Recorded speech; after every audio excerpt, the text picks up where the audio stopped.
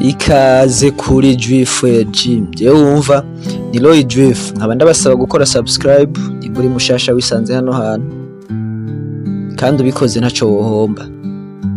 Nimba ubikoze rero murakoze cyane. Ikaze. Uyu munsi tugiye kurabira hamwe bimwe mu bintu bituma umuntu abaho atanezerewe hamwe isi, canke bimwe bituma umuntu abona yuko isi itamuryoheye bivanye n'ubuzima abayemwo, canke bivanye nuko afata isi canke ubuzima, ugasanga bituma uyu muntu abona neza yuko isi atakeza kayirimwo, canke isi itanaryoshe na buke buke. Uyu munsi rero tugiye kurabira hamwe ivyo bintu bituma umuntu abaho abona yuko aha kw'isi atakintu na kimwe kiryoshe gihari. Ariko nyamara abantu benshi baribesha, ku isi hariho ibintu biryoshe kandi bimeze neza bizotuma umuntu abaho yishimye.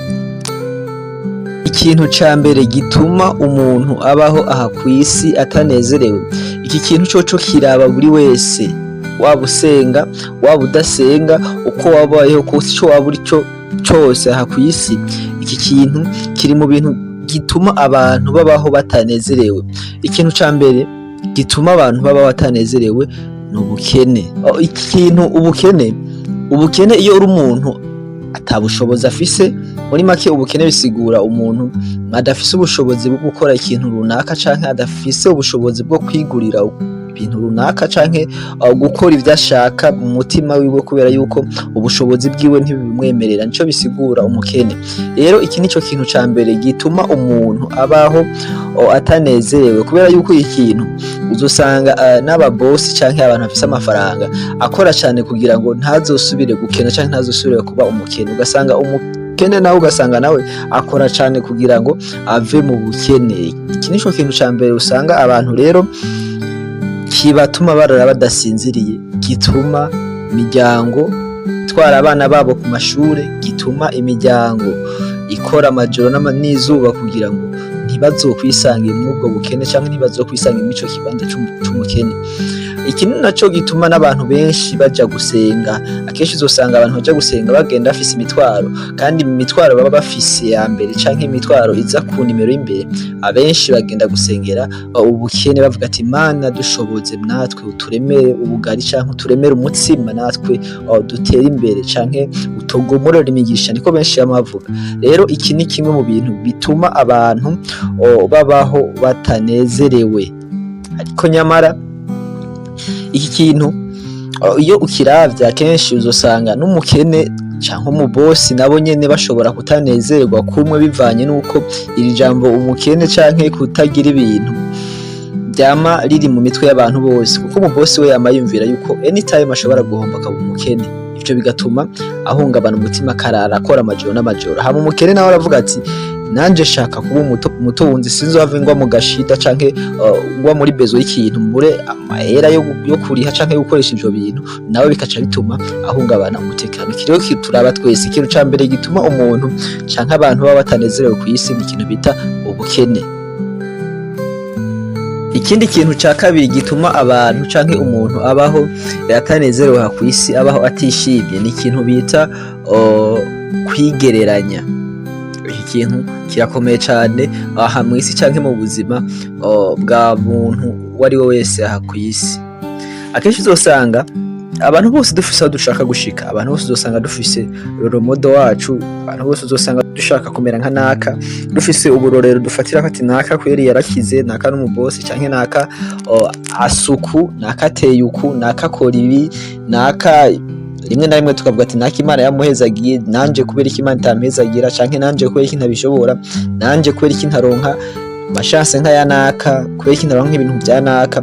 Ugasanga rimwe na rimwe usanga twamwe twigiranya n'abandi bantu bose, ugasanga ibi bintu bidutwara umunezero wacu, canke bituwereka yuko aha mw'isi ata kintu co kuryoherwa na kimwe gihari.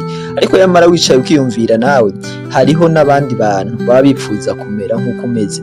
Akenshi rero uzosanga twese uko tubayeho mw'isi, nimba jewe ngeze kw'intambwe mba nipfuza gushika hejuru gato, hama uri munsi yanje nawe abashaka gushika aho ngeze. Niko rero isi imeze. Rero iyo ugiye mu bintu vyo kwigereranya, uzobona neza yuko aha mw'isi ata kintu na kimwe co kuryoherwa, kubera yuko ndagomba ndakubwira ikintu kimwe. Bakunda guca umugani mu Kirundi ngo nta mukuru abura mukuru we, bivuze ngo aha mw'isi uzokwama ufise abantu bagusumba. Aha mw'isi nawe uzokwama ufise abantu usumba, even naho ata kintu na kimwe woba ufise mugabo harimwo abantu usumba ubushobozi canke usumbya iki canke usumbya kiriya mu buryo bumwe canke ubundi. Nagomba ndakubwire ikintu kimwe, wewe mugabo canke wewe mugore uri mu rugo canke wewe mukunzi uri muri fiançailles, hazokwama hariho umuntu arusha amafaranga umugabo wawe. Wowe mugore naho uvuga ati jewe umugabo wanje yarantwaye, turabana mu rugo mugabo nta mahera afise, mugabo naho yogomba akagira amamiliyari angana gute, hazokwama hariho umuntu amurusha amafaranga. Hama nawe mugabo reka ndakubwira ikintu kimwe, even naho ufise umugore uko asa uko ariko kose, mu maso yawe hazokwama hariho abandi bamurusha ubwiza. Akenshi iyo dukunze twama tuvuga ati niwe wa mbere ku isi, ibintu byinshi, mugabo ico womenya coco ukuri kuba guhari mu jisho ry'umuntu, hazokwama hariyo undi muntu asumbya ubwiza umugore wawe kandi uzokwama wamwipfuje. Mugabo rero bivuze ngo iki kintu kizotuma ugikwirikije cyane ukipfuza birenze, ukipfuza cyane, bizotuma nabijya washitseko canke naho ugeze utaharyoherwa, kubera ko ubwo murabi by'abandi usange aha mw'isi nta kintu na kimwe kiriko kirakuryoheramo, uvuga ati mbe none ni gute nisanze hano hantu, canke niki gituma nguma hano hantu, ubundi ko none ugiye mu wundi buzima canke nimba bubaho canke butabaho mugabo nkava mw'iyi si, bivanye nuko uri kurigereranya. Ikindi kintu ca gatatu gituma umuntu abaho atanezerewe aha mw'isi ni ivyipfuzo vy'umubiri. Uyu mubiri wacu ingene umeze, uko bukeye uko bwije wama wipfuza ikintu, uko bukeye uko bwije wamushaka ibintu, wamushaka buri munsi ibintu bishasha. Hanyuma ugasanga uwo mubiri wacu uri gutuma umuntu aca ku biti no ku mabuye kugira ngo arabe ko yowushimisha canke arabe yuko yowuhaza kugira ngo nawe yumve ko yishimye.